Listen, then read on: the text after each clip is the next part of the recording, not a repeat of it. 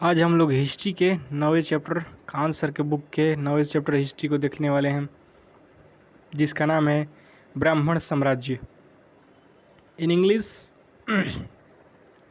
We can say that Brahmin empire. Okay, let's go to study the 9th chapter of the history of the book of Khan sir. ओके, शुंग वंश।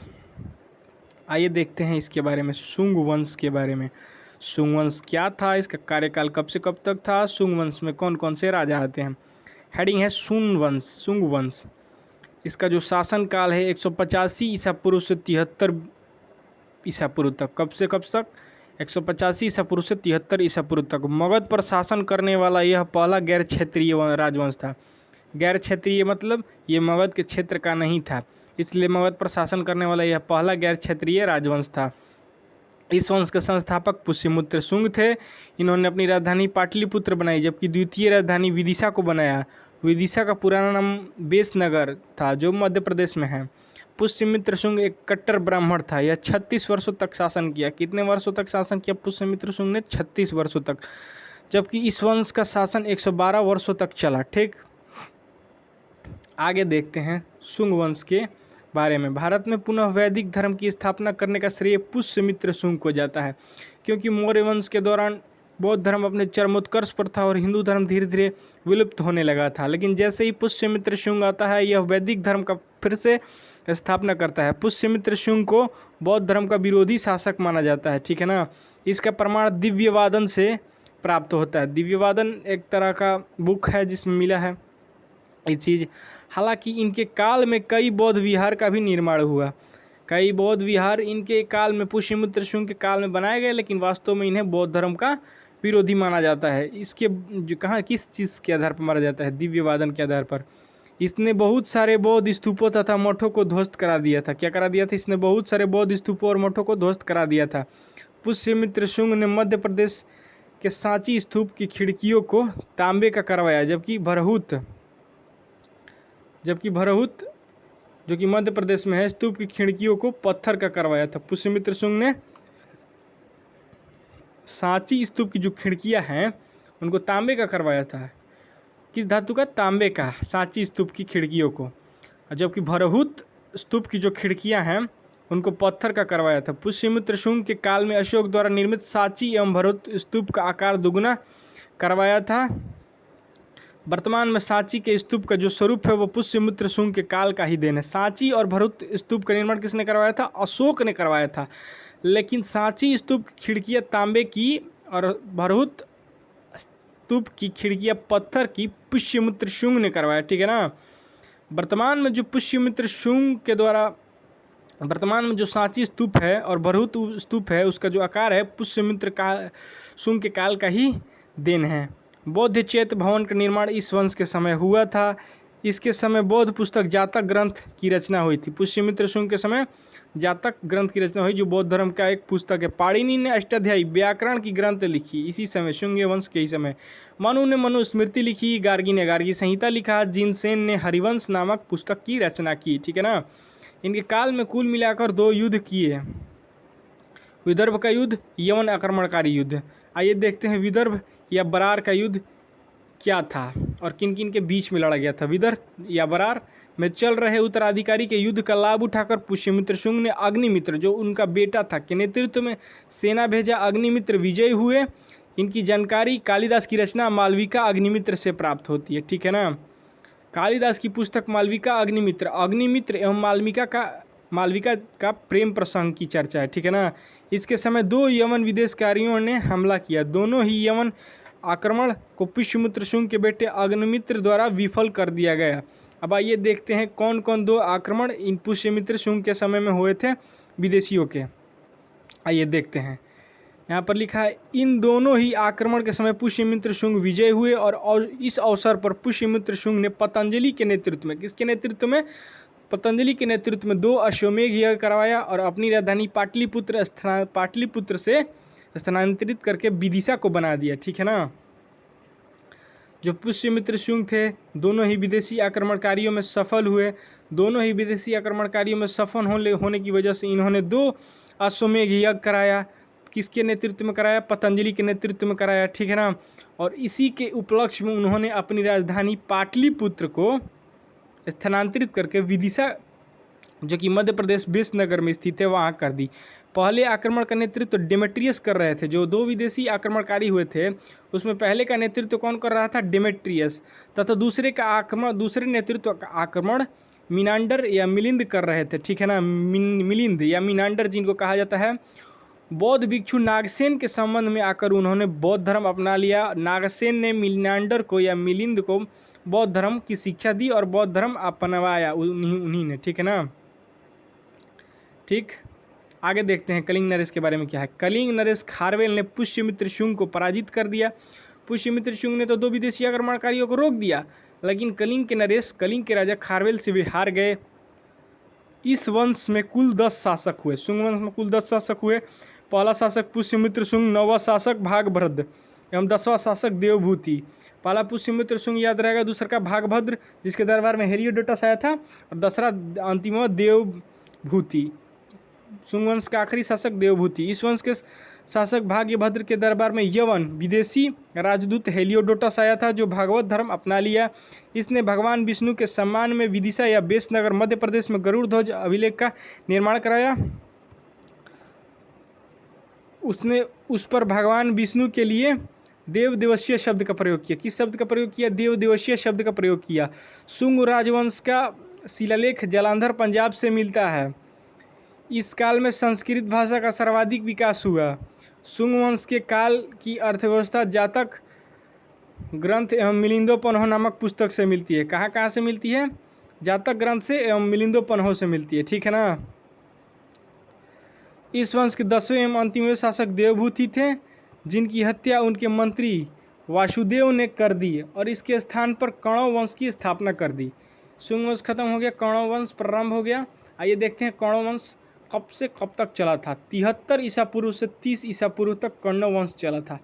इस वंश के संस्थापक वासुदेव थे। इन्होंने अपनी राजधानी विदिशा को बनाया, ठीक है ना। इस वंश के कुल 4 शासक हुए। पहला वासुदेव जो संस्थापक थे, दूसरा भूमिपुत्र, तीसरा का तरायण, चौथा सुशर्मा। वासुदेव भूमिपुत्र तरायण सुशर्मा, वासुदेव भूमिपुत्र तरायण सुशर्मा, वासुदेव भूमिपुत्र तरायण सुशर्मा, ठीक। इस वंश का दूसरा नाम कण्ववायांग था। क्या था? कण्ववायांग। यह वंश 43 वर्षों तक शासन किया। कितने वर्षों तक? 43 वर्षों तक शासन किया, ठीक है ना। कण्व राजा को पुराण में शुंग मित्र के नाम से जाना जाता है। किस नाम से जाना जाता है? कण्व राजाओं को शुंग मित्र के नाम से जाना जाता है। कण्व साम्राज्य पर पहला आक्रमण शक का हुआ।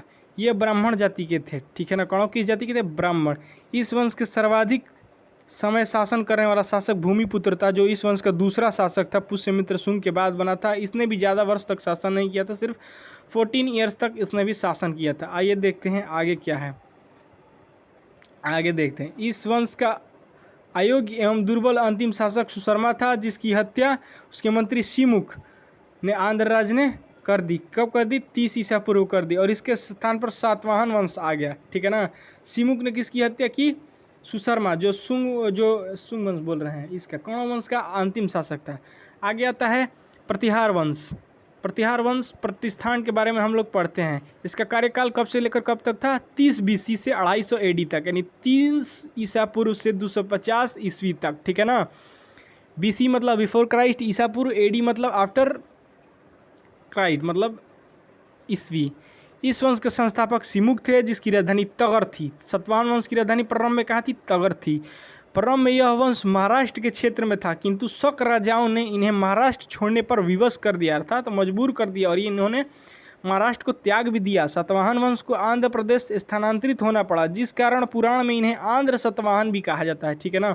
शकों की वजह से इन्हें महाराष्ट्र छोड़कर आंध्र प्रदेश जाना पड़ा, जिनकी वजह से इन्हें आंध्र सतवाहन कहा जाने लगा। सतवाहन की राजधानी प्रतिष्ठान या महाराष्ट्र थी, जो किस नदी के किनारे थी? गोदावरी नदी के तट पर स्थित थी।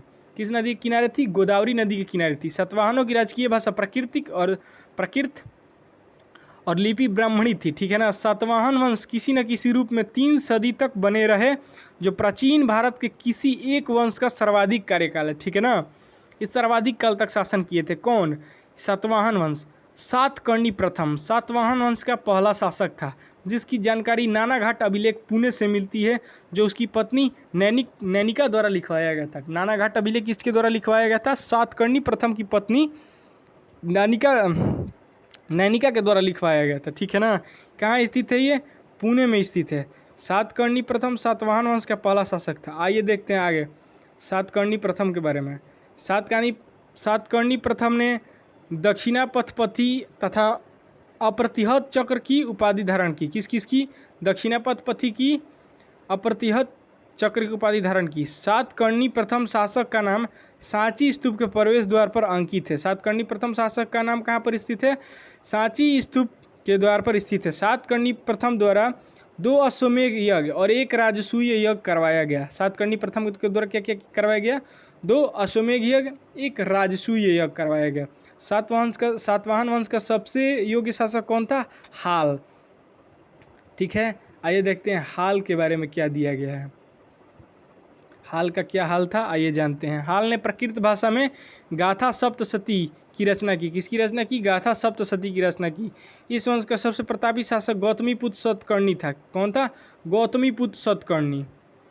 इसके समय नासिक के शक शासक नहपान ने आक्रमण किया, किंतु गौतमीपुत्र सतकर्णी ने उसे पराजित कर दिया। उसकी राजधानी महाराष्ट्र के नासिक, इसकी जानकारी महाराष्ट्र के नासिक जुगलथम्बी से मिले सिक्कों से मिलती है, जिसकी एक ओर गौतमीपुत्र सतकर्णी एवं दूसरी ओर नहपान का नाम और चित्र अंकित है। ठीक, जिससे पता चलता है कि गौतमीपुत्र सतकर्णी ने शक शासक नहपान को हराया था। ठीक है ना। आगे देखते हैं क्या दिया गया है और इस वंश के बारे में, इस डायनेस्टी के बारे में, इस वंश में हुए राजाओं के बारे में, प्रसिद्ध राजाओं के बारे में। गौतमीपुत्र सतकर्णी बौद्ध संघ को क्या दिया था? अजकालकीय तथा कार्ले भिक्षु संघ को करजक नामक ग्राम दान में दिया था। गौतमीपुत्र सतकर्णी ने बुद्ध संघ को अजकालकीय तथा कार्ले के भिक्षु संघ को करजक नामक ग्राम दान में दिया था। ठीक है ना। गौतमीपुत्र सतकर्णी ने सातवाहन वंश की खोई हुई प्रतिष्ठा को पुनः लौटाया। इस वंश का अगला शासक वशिष्ठी पुत्र पुल्लुवामी था, जो कि बहुत ही मौगड़ा था। इस समय पुनः उज्जैन के शक ने आक्रमण किया। इस बार शक वंश की ओर से आक्रमण का नेतृत्व रुद्रदामन कर रहा था। रुद्रदामन एक मजबूत राजा था। रुद्रदामन इनको पराजित कर देता है। देखिएगा, रुद्रदामन ने वशिष्ठ पुत्र पुल्लुवामी को पराजित कर दिया, किंतु दोनों के बीच वैवाहिक संबंध स्थापित हो गए। इन्होंने आंध्र प्रदेश पर विजय प्राप्त कर प्रथम आंध्र सम्राट की उपाधि धारण की। पुल्लुवामी ने अमरावती स्थित बौद्ध स्तूप का किलाबंदी करवाया। वशिष्ठी पुत्र पुल्लुवामी ने क्या करवाया? और अमरावती स्थित बौद्ध स्तूप का किलाबंदी, यानी उसमें किला बनवाया। इस वंश का अंतिम शासक यज्ञश्री सातकर्णी था। इसके सिक्के पर जहाज का चित्र अंकित था। ठीक है ना। सातवाहन वंश ने उत्तर और दक्षिण भारत के बीच सेतु का कार्य किया। क्या किया? सेतु का कार्य किया सातवाहन वंश ने, क्योंकि प्रारंभ में ये मगध में थे, फिर महाराष्ट्र चले गए, इनकी राजधानी तगर थी। ऐसे ऐसे करते करते ये आंध्र प्रदेश चले गए, तो ये उत्तर भारत से दक्षिण भारत के बीच सेतु का कार्य किया इन्होंने। ठीक है ना। ब्राह्मणों को सबसे पहले भूदान सातवाहनों ने देना प्रारंभ किया, किंतु सर्वाधिक भूदान गुप्त शासकों ने दिया। वेतन के बदले भूमि देने की सामंती व्यवस्था सातवाहन ने प्रारंभ की, किंतु सर्वाधिक प्रयोग गुप्त राजाओं ने किए। ठीक है ना। इस वंश के समय गांव के प्रधान को गोलमिक कहा जाता था। गोलमिक कहा जाता था। प्रधान को, गांव के प्रधान को क्या कहा जाता था? गोलमिक कहा जाता था। ठीक है ना। इस वंश में दक्कन के क्षेत्र में कपास फसल उगाया जाता था। इस वंश के समय दक्कन में क्या उगाया जाता था? कपास फसल उगाया जाता था। सातवाहन समाज मातृसत्तात्मक था। यहाँ नाम के पहले माता का नाम लिया जाता था। जैसे आज आपसे कोई पूछेगा कि आप अपना परिचय दीजिए, तो आप अपने पिता का नाम बताइएगा कि मैं इनका लड़का हूँ, लेकिन उस समय माता का नाम बताया जाता था, किंतु राजा पुरुष ही होता था। इस समय सीसा यानी पीबी का सिक्का का प्रयोग किया गया। अच्छा, लेड सीसा का सिक्का सातवाहन काल में। चांदी के सिक्के को करशापण कहते थे, सोने के सिक्कों को सुवर्ण कहते थे। सातवाहन साम्राज्य की भूमि गोदावरी नदी घाटी में थी, जिस कारण यहाँ अत्यधिक उपजाऊ था। ठीक, ऐसा कहा जाता है कि सातवाहन काल की भूमि उस समय की सबसे उपजाऊ भूमि थी, क्योंकि गोदावरी नदी के तट पर था ना, गोदावरी नदी के तट पर। ठीक, यहीं से हमारा ये चैप्टर ख़त्म होता है। आप हमारे चैनल स्टडी जोन को लाइक कीजिए, सब्सक्राइब कीजिए, बेल आइकन को भी प्रेस कर दीजिए ताकि आने वाले समय में और भी जितने भी वीडियो हैं आपको मिलते रहे। चलिए, बहुत बहुत धन्यवाद।